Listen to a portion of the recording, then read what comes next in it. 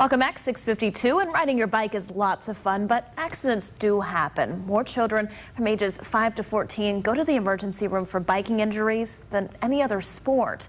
So here to tell us why it's so important to wear our helmets is Dr. Michelle Boudreau of Windham Hospital. Good morning. Good morning. So we're talking about helmet safety, of course, and that's something we've all been told, put on your helmet when you go out to ride your bike, but why is it so important?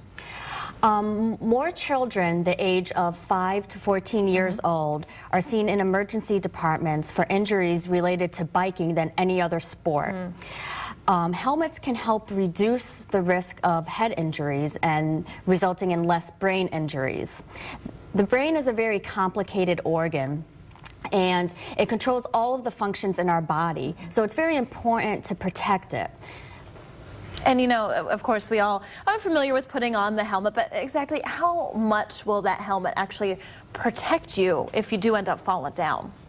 So research has shown that it decreases the risk of head injury by about 88%. Oh my goodness, yes. Wow. But with that said, bike helmets are designed for only one single impact. So if you sustain an impact to the head while wearing a helmet, it's important to replace it afterwards. You know, in a lot of places that sell used sporting equipment, they won't even take bike helmets anymore to resell because they're concerned about having that one impact. Exactly. So word on that is getting out there as well. Great.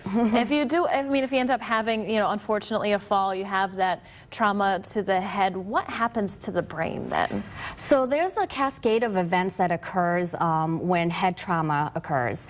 The first events occur at the moment of impact, and this is when the tissues and the blood vessels are compressed, stretched, or torn.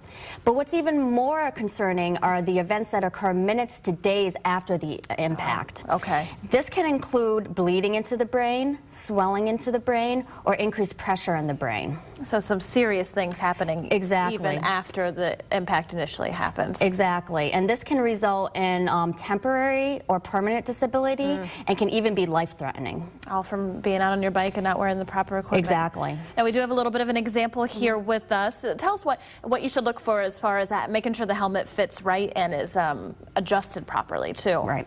So you should measure your head, the circumference around. There's different helmet sizes. You should try on different helmets to see which one fits snugly. Once you find one that fits tight on the head, make sure that it is level across the forehead. Okay. And then make sure that the front strap is in front of the ear and then this back strap is behind the ear. Okay. And then you should strap the strap underneath the chin and pull it tightly so that once again it fits snugly. You want it snugly and down over the forehead. Exactly.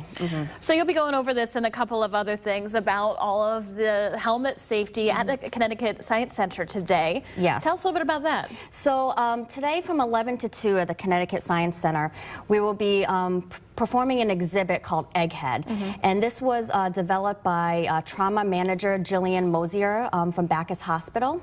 And this exhibit will help demonstrate what happens when you're not wearing a helmet and you hit your head.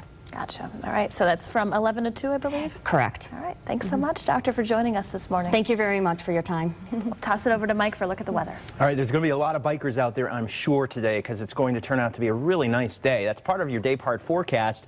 Any leftover rains, they've all put